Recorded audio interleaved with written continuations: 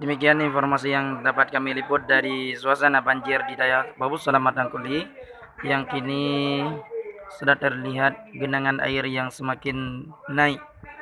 Kita lihat mereka yang berjalan hampir mengenai atau di atas lutut mereka.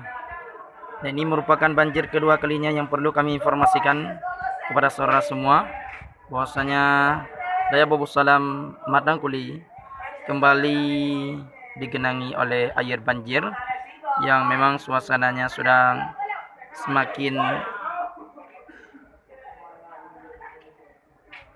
membanyak. Nah, ini kita lihat peserta semuanya, suasana santri yang sedang menikmati suasana banjir, dan dapat kami informasikan bahwasanya santri yang berada di kamar bawah mereka harus mengungsi ke atas. Oleh karena itu kami sangat mengharap bantuan dari pemerintah untuk kesejahteraan agar sedikit membantu